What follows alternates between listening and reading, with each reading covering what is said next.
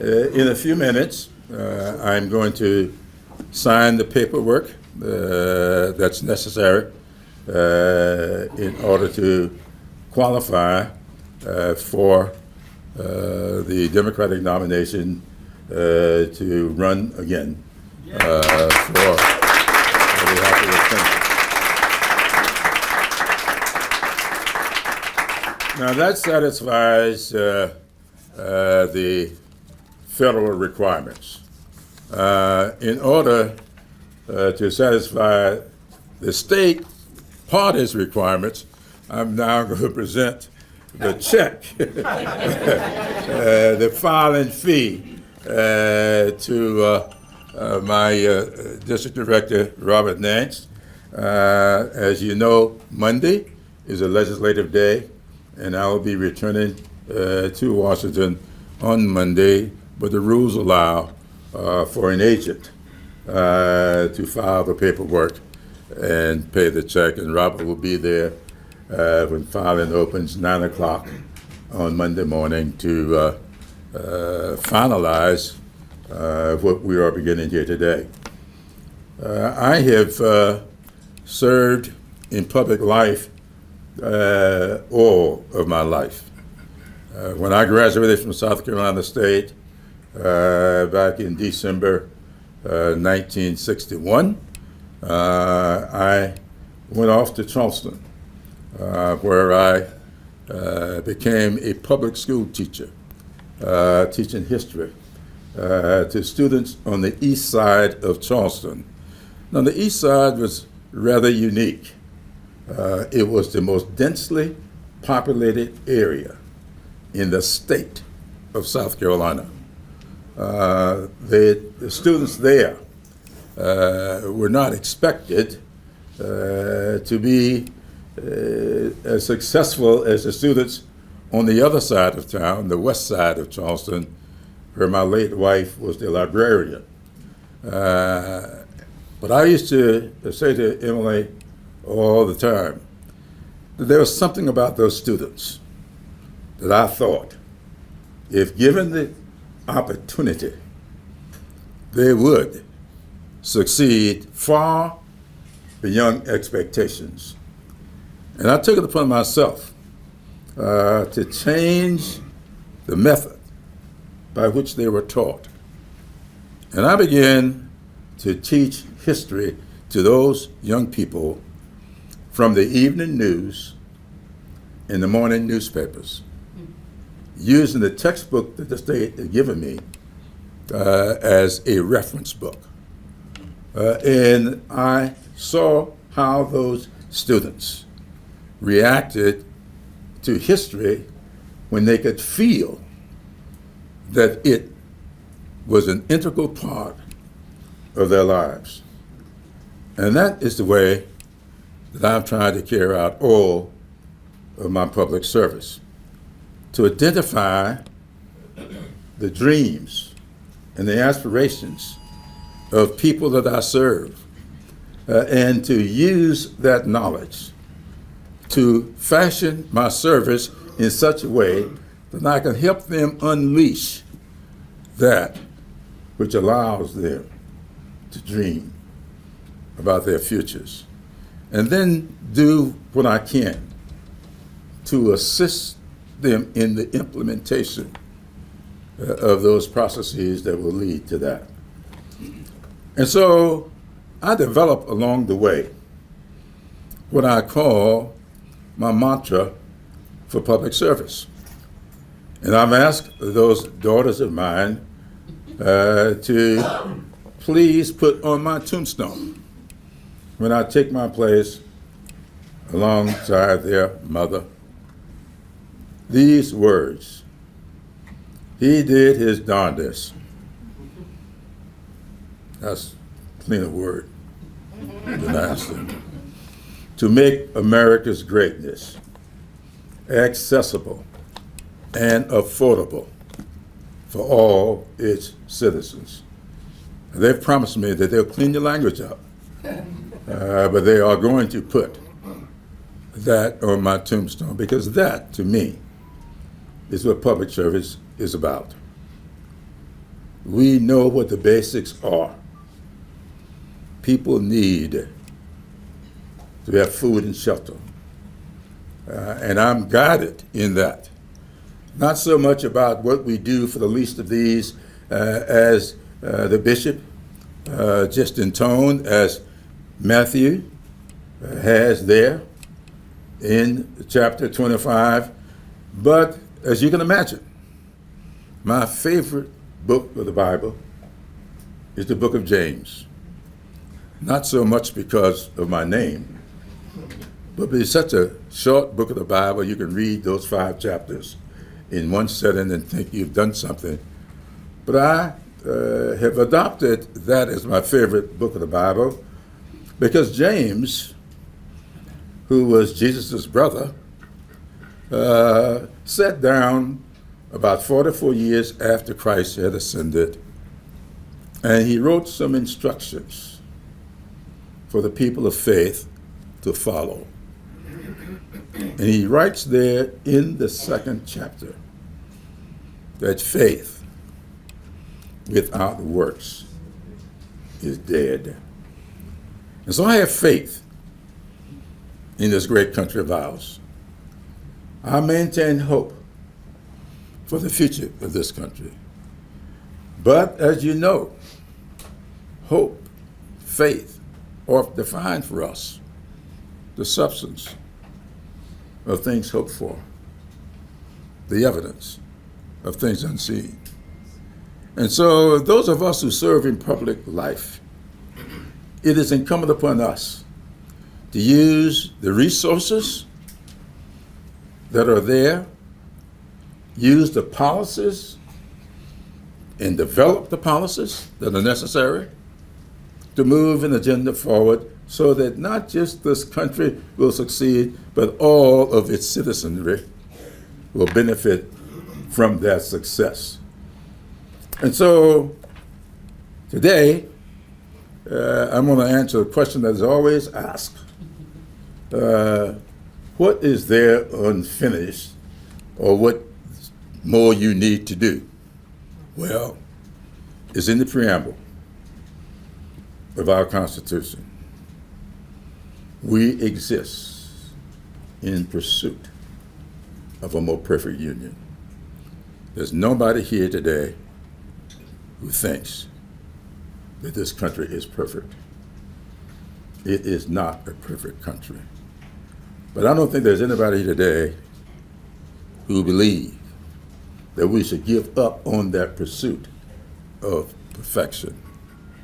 And I'm here today to say, I do believe that I'm very well equipped and healthy enough to move into the next term, trying to do the things that are necessary to continue that pursuit of perfection. And so I will run a very vigorous campaign, one about as vigorous as my last week has been. I left here on Saturday night, and I flew to Selma, Alabama. Well, we flew to Montgomery and went by car over to Selma to take part in the annual celebration of that great 1965 walk across the Edmund Pettus Bridge. Went to church services, breakfast, prayer breakfast, spoke at both events, spent some time with Bishop McAllister, who is a native of Florence, South Carolina. And then I went off to Chicago. And there I participated in 3 book events on Monday, Tuesday, and Wednesday. Spoke to 2 high schools, Leo High School in Chicago and Evanston Township High School, the biggest high school in the country, 3,600 students. And sat down with student leaders at both schools and got back here last night trying to run away from a tornado, and it seemed as if I ran into one. But before I left on Saturday to take that trek, I played 18 holes of golf before leaving. And so my health has been good. I know that in a few months I'm going to celebrate the 47th anniversary of my 39th birthday. Adds up to 86 years. But if I were not up to it, I would not do it. But in response, I do some extensive surveying, some intense consultations with my 3 daughters. They finally got to a unanimous opinion that I should be here today and make this announcement. And I'll be glad to answer any questions you may have.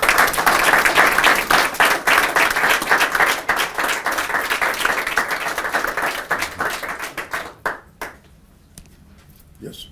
Congressman, if you're elected to this next term and Democrats take the House majority in the midterms, can you speak a little bit about what kind of opportunity that would offer you to mentor a possible Speaker Jeffries?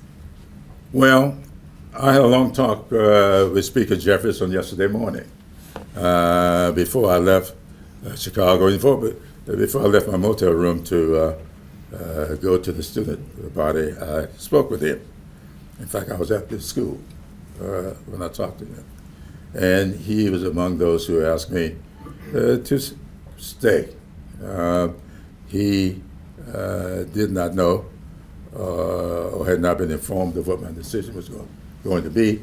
And he expressed an interest in my being a part of his leadership if we were to take the House back. It made me feel necessary. So I do feel that the kind of leadership that I've demonstrated, just in the most recent. I'm the ranking member on the Transportation, Housing, and Urban Development Subcommittee of the Appropriations Committee. And if we were to take the House back, I will be the chair of that subcommittee. And I don't know of anybody here who does not feel that chairing the committee in charge of transportation, the committee in charge of housing and urban development would not be an important thing to do. South Carolina's gas, I'm sorry, are you done? I was just about to say, and I'll conclude with this. If you were to look, my staff has put out this list of the investments that we were able to get in this year's appropriations bill as the ranking member, $227 million. That ain't chump change. South Carolina's gas average has jumped more than $50 since the war with Iran. What specific actions do you believe the administration needs to take right now to lower costs for families? Well, I'm not in the business of advising this administration on anything. And I'm not sure that this administration is capable of accepting any kinds of recommendations. So I won't recommend anything to them.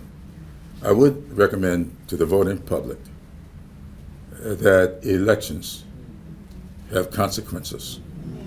And we had an opportunity last election to course correct. And we will get another opportunity in this upcoming election to course erect. And my advice would be to consider where we are as a country, consider where we are as a people. I don't want to be too preachy here, and the bishop, I'm not looking for an assignment. But I often think about Alexis de Tocqueville's notion about what makes this country great. The Tocqueville, it is said, came to this country to study our penal system. And while here, it is said that the Tocqueville saw something magical about this country.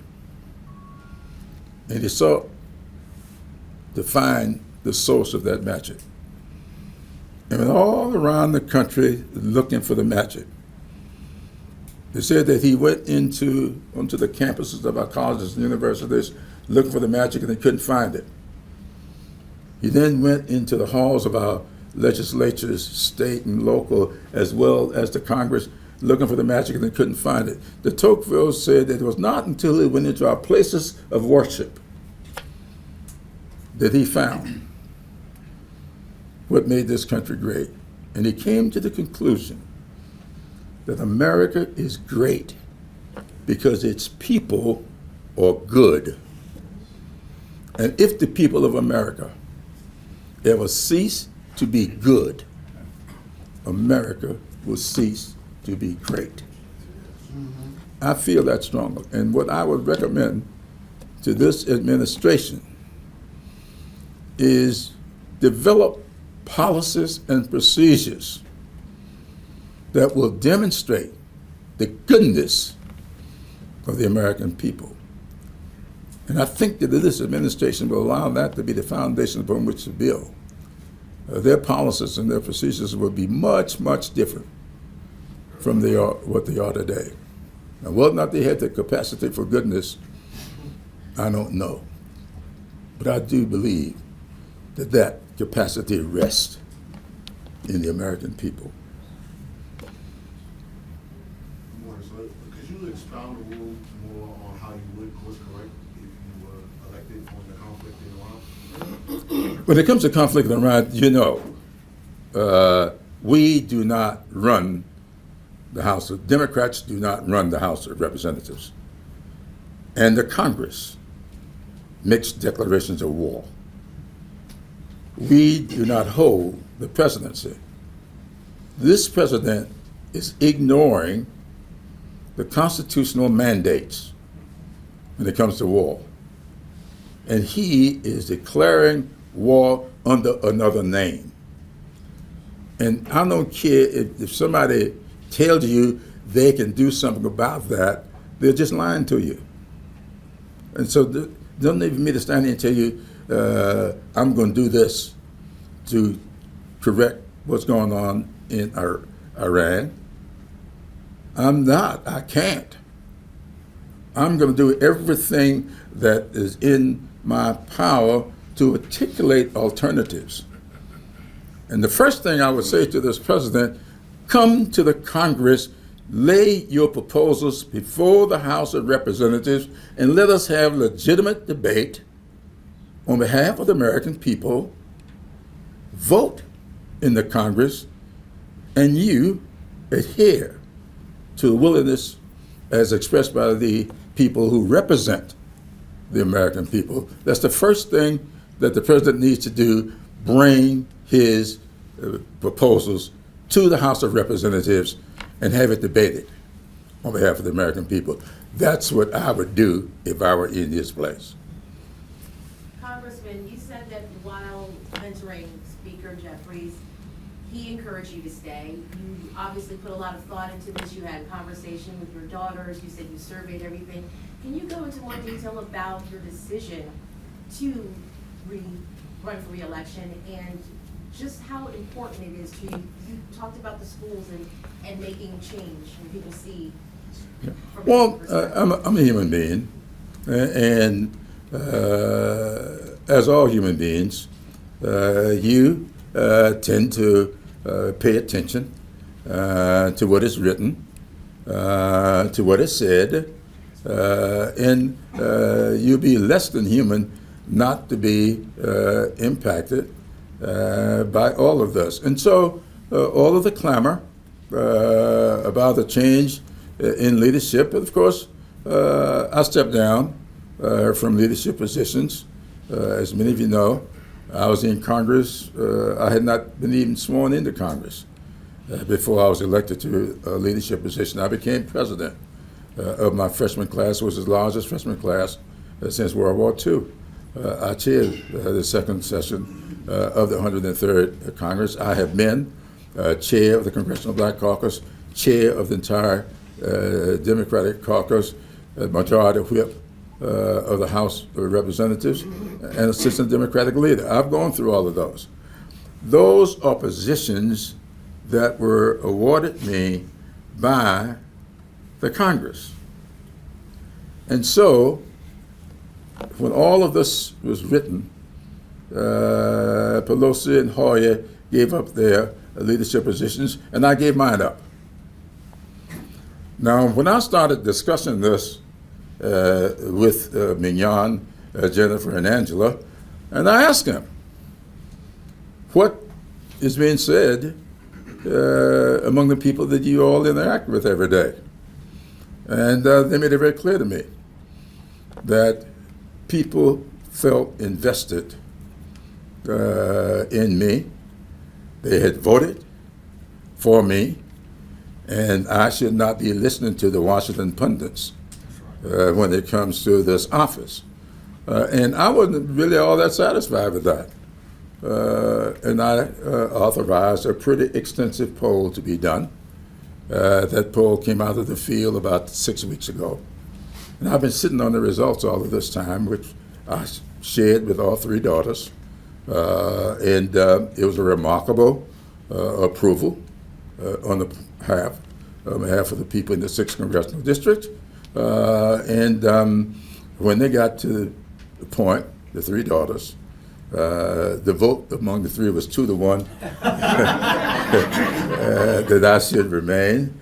And the one who was a bit reticent was the one who got absolutely no interest in ever running for office. Her interest was in her daddy and what she thought I might be subjected to. So when Mignon finally decided that she could live with it, I'm here. And so we went through that process. And as one lady said to me, an elderly lady, who said to me, we don't listen to them people up there. And you should not. You should listen to the people down here. And we don't want you to leave. And so I'm responding to the people down here. Congressman, several states have redrawn congressional maps in recent months. There's been a push by the GOP in this state to redraw the maps here, especially your district. Your response to that, any concern that might make the seat go red in the future or soon? Look, I have a lot to say about that. Monday night, we had a book event. I'm looking back for the book. It just ain't the book event today. As you know, I just finished writing a book called The First Eight. This book is about the 8 African Americans who served in Congress from South Carolina before me. The problem that I address in this book is not the 8 people in their service, but what happened to their service and to them and to South Carolina that led to the fact that there are 95 years between number 8 and yours truly, number 9. And what led to that 95 years? What led to that 95-year gap is exactly what is being proposed by this White House and what a few legislators here were responding to. And that is to completely turn over the government to a one-party rule. And that, to me, is why I wrote this book. Because I wanted people to know that all of this that's going on, that started with the 2020 elections, or the results of the 2020 elections, is not new. It's happened before. South Carolina, in the 1870s, had 5 congresspeople representing it. 4 of them were African American. And because of these laws of the Supreme Court gone wild, reinterpreting what the 13th, 14th, and 15th Amendments were all about, that freed the enslaved. They gave due process and equal protection to those who have been formerly enslaved. And the 15th, to give them the right to vote. The Supreme Court started reinterpreting what that meant. That's what this current Supreme Court is doing, reinterpreting the 1964 Civil Rights Act, the 1965 Voting Rights Act, and we are now waiting with bated breath to see exactly what they're going to do with the rest of that act as they address Section 2. And so when these folks responded, cooler heads here in the legislature, and including in the governor, made it very clear that they were a bit reticent about all of that.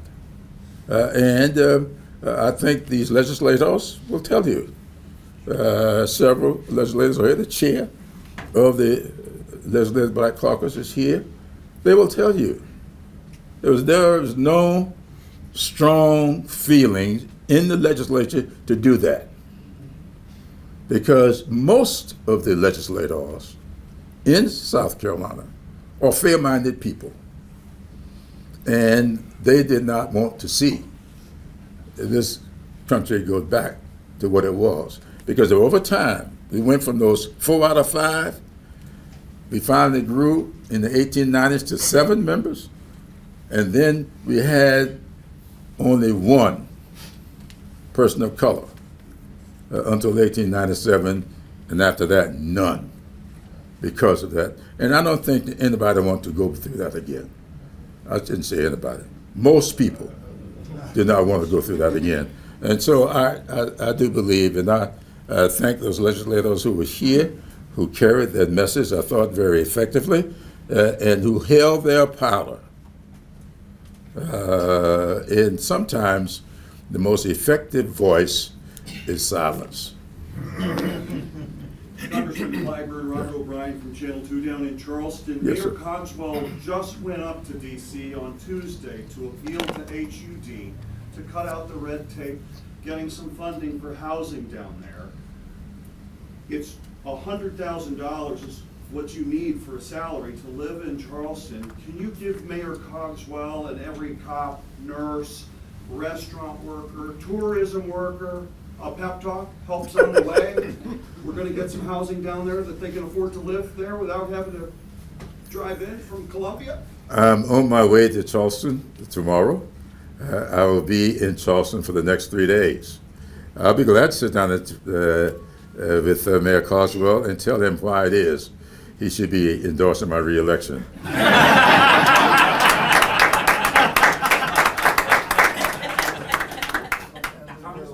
Yes, sir. I know 2 years is a long time. Obviously, you're announcing for re-election today, but in talking about your decision to run, you mentioned a number of factors that ultimately pushed you to that decision. And I was just curious, once the work is done, do you anticipate this to be your last run for re-election, or is that still an open question for 2 years from now? Well, it's always an open question, but I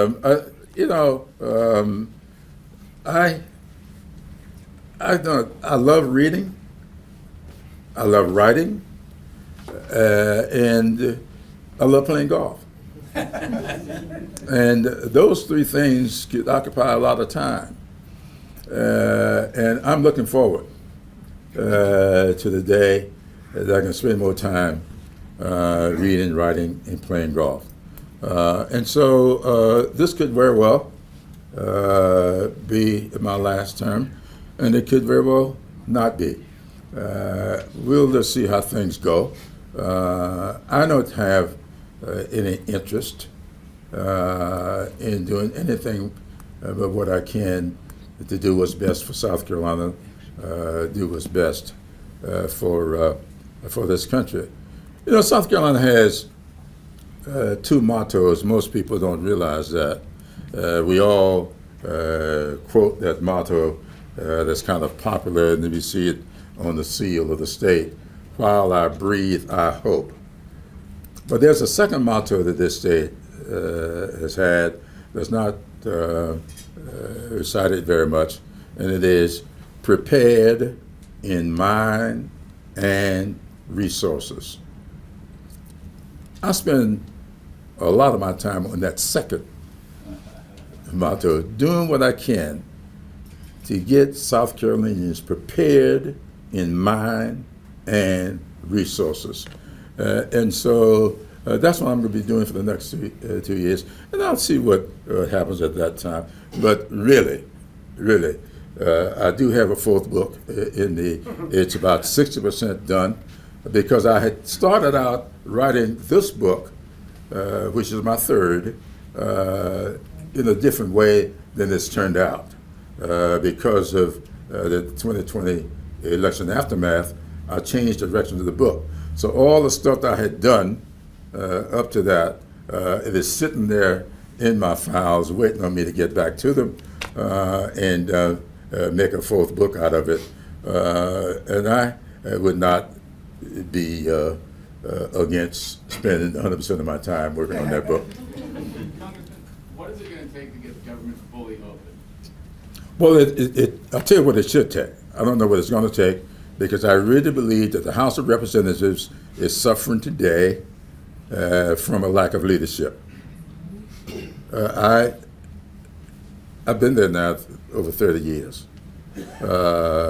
And only about a third of that time, maybe a little over a third of that time, have we been in the majority. If you compare Nancy Pelosi's speakership to the current speaker's speakership, you get night and day. Night and day. This is the most ineffective administration of the House that I've ever seen. And it's so easy. We know what the issues are. No one's got a problem with FEMA. We know that we need FEMA. The problem is with ICE. The problem is how we are conducting our border protection. And we ought to have good, informed debate on those things. And that's what this is all about. In order to protect ICE, they are refusing to separate that discussion from the rest of the Homeland Security debate. And so that is as clear. And the Speaker, with one short sentence, can pull ICE and the border out of Homeland Security, and we'll be going forward voting on Homeland Security and have a genuine debate on ICE. That is why, a lot of people are going to say, Jim Clyburn, what are you doing? You may recall, when this bill, the Appropriations bill, was voted on, only 21 Democrats voted on that bill. I was one of the 21. And I was asked, why? That's why. Because it allowed us to fund the 11 sections of the law and fund the 12th section, where Homeland Security is, for 10 days. It was effectively 10 days. It said 2 weeks, but you look at legislative days. For 10 days to give us an opportunity to focus on that, debate about that, and not have people worrying about whether or not the other parts of that bill that run the rest of the government will be held at bay. And I can tell you, it's not convenient trying to get through airports today. I just told you, I just came in from Chicago last night, and the line was long. I went to the airport 3 hours early in order to get here. So we need to do that. And if this speaker were an effective speaker, it's what would happen. Easy. Take the ICE account out of the bill. Let's debate it over here. Go forward. so the Coast Guard, so that FEMA, so that all those other entities, the TSA, can go about helping protect the American people while we argue over whether or not ICE ought to be masked. And I have a real problem with that. I grew up in the 40s, and I can tell you what masked men meant to us over in Sumter growing up in the 1940s. Yes, sir. Congressman Nick Madigan with the New York Times. How do you see yourself in the coming term helping to change the tenor of politics? There are a lot of polls that show that people are increasingly disenchanted with politics in general, politicians, Washington, and it just seems to all be going downhill in the view of many. So how could you contribute to helping to change that, especially under this administration? Well, my dad, by the way, my father grew up over in Kershaw County. He grew up at a time when the Kershaw County did allow the education of blacks beyond the 7th grade. When a black person got to the 7th grade, that's all the education they got in Kershaw County.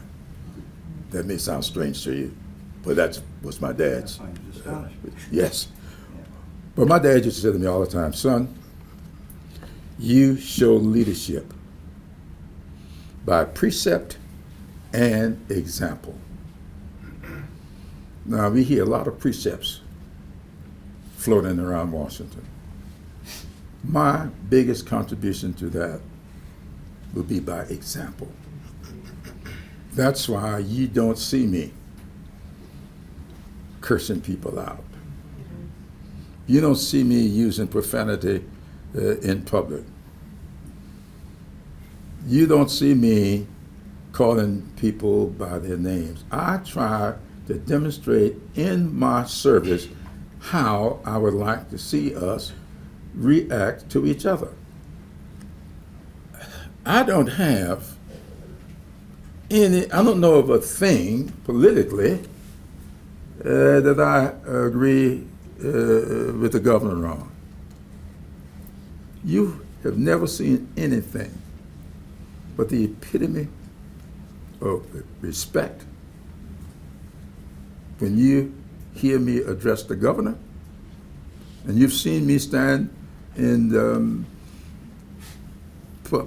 press conferences with him. We've worked closely together on how to build broadband out in this country, in this state, 100%. We stand together in what is best for the state of South Carolina. I do not think you have to be nasty, that you have to be violent in order to demonstrate leadership. At every Congressional Black Caucus meeting, they have a little section. We go through the agenda, and on the agenda, just before we depart for meetings, they have something they call Clyburn's Corner, and at which time the caucus usually come to me for some kernel of leadership. And I say to them often, be very careful with your social media, because so many people count their success by how many hits they get on the media. And I've said to them, and I will say to young people all the time, I'd said this to high school students on yesterday morning, the people that you are counting may not be following you, they may be trolling you. There's a big difference in following and trolling, but the hit's the same. And so I'm going to do lead it by precept and example. I cannot make anybody do anything, but I think that it's my responsibility to be an example. And so that's all I'm going to try to do. I talk but I'm going to walk the walk. Congressman, can I ask you about 2028 and your influence when it comes to presidential primary politics, especially in South Carolina? Obviously, it's right around the corner. It's still TBD on where South Carolina will be on the nominating calendar, but how much of that potential influence that you have, we know how influential you were in 2020, how much of that really drove your decision to run to be a factor in 2028? None of it. 2028 had absolutely nothing to do with the decision I make here today. 2026 had everything to do with today. And I mean that very sincerely. Because I can tell you, I've been around this business long enough to know that 2 years in the world of politics, 2 lifetimes. And so I'm not going to think about 2028 until we get 2026 done. And I'm not just saying this. I study history every day. You know, these 8 people I wrote about, a lot of people hearing about them for the first time. I've known about these people. That dad of mine who was not allowed in education made us do a current event with him every night before we went to bed. When we finished our homework, we had to sit down with him and share with him a current event. I'm talking when I was 8, 9, and 10 years old. And he made me learn about Robert Smalls before I ever got to middle school. My mother made me learn about Mary McLeod Bethune when I was in elementary school.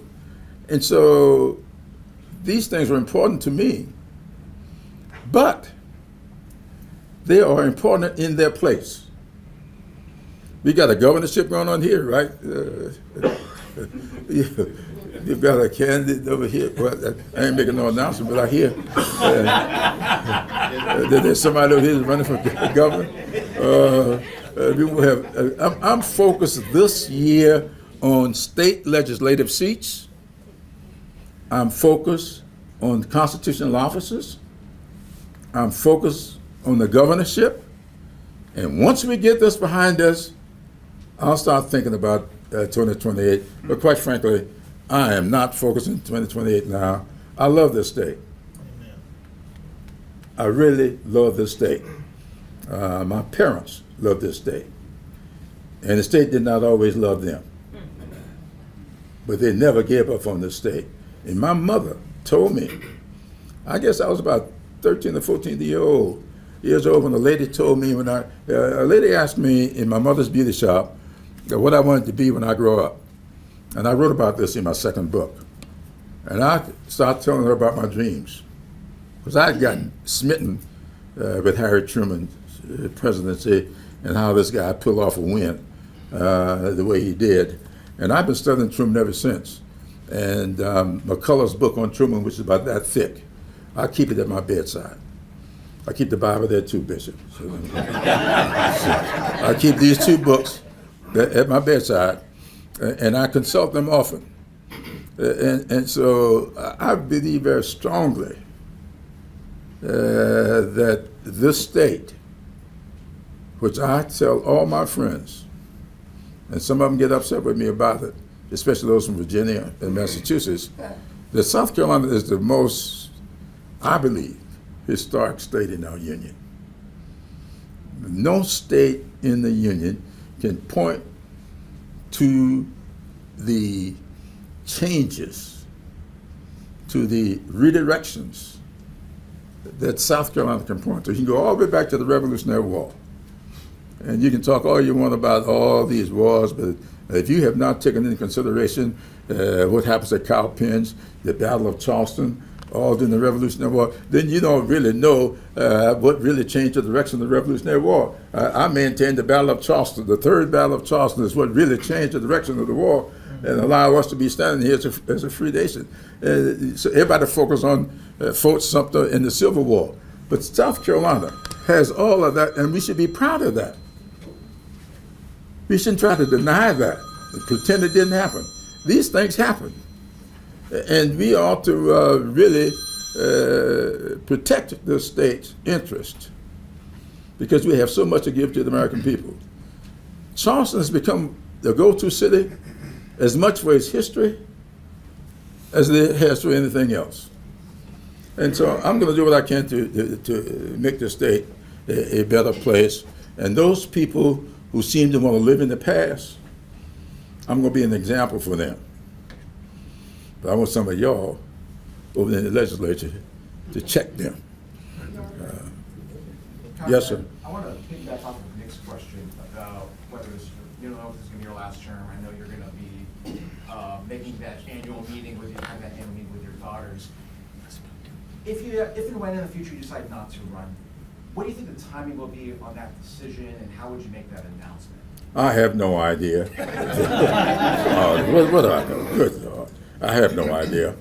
Look, let me tell you something about that story that seemed to have everybody running about this.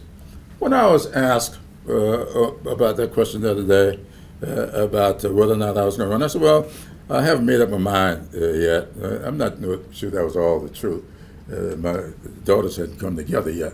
And I was asked about successors. I named about 10 people that I thought would be good people. And then the reporter says, how about your daughter? I said, how do you know my daughter? She said, I know Mignon very well. I said, well, Mignon is not the daughter that everybody's been talking about. This is a true story. I said, you know Mignon very well? I said, but Mignon is not the daughter other people have been talking to me about. And she said, well, if you don't run, will you support your daughter? I said, what kind of father would I be if I had a daughter to run for office and I'd not support them? That was the extent of the conversation. And if you read the story, that's what the story said. Whoever wrote the headline put that other foolishness on it. That's not in the story. That was the headline. Now, I used to be in the business, y'all. I used to be in the newspaper business. So I know the difference in who writes the story and who writes the headline. So the person who wrote the headline did not follow the story. And that's all I said. And I'd like to ask you, what kind of father would I be? That's all it was. One more question. Congressman, there are some Democrats that think that the lesson that the party should learn from, there's Democrats that think the lesson the party should learn from 2024 is that Democrats need younger leadership. Do you disagree with that autopsy of 2024? And what would you say to young people that feel like the party isn't learning from 2024? I don't know what you mean by learning from 2024, but I know right in this room, for the last 13 years, right in this room for the last 13 years, I have funded something called Clyburn Fellows, where young people from all over the state, 40 to 50 young people, are selected every year. They spend 1 year in that fellowship. Every 3 months they meet right in this room, and occasionally I meet with them. And I would like to say that several of them have now gotten elected to office, and some of them are running campaigns. One of them, where is AC, going to be running my campaign for reelection. Yeah. I believe in development. The first weekend in every August, I invite all my friends and their families to Santee, South Carolina. And we give out 2,000 scholarships to young. How many did I give? I give out 200 a year. $2,000. We have now gotten. I'll give out 200 laptops over there. 200 laptops, 200 scholarships. These are high school graduates. We bring them and their families down there, help them prepare them in mind and resources. We give each one of them $1,000 each, a laptop, Dell laptop, a Microsoft software package, helping prepare them for the future. Now, the bishop will tell you that the Bible says that the young are called because of their strength. the older because of their knowledge. For there to be success, there should be an adequate balance of both. And that, to me, is what is successful. So I'll close with this, since this is the last question. I've been asking people, what would you prefer to have? An older Thurgood Marshall or a younger Clarence Thomas?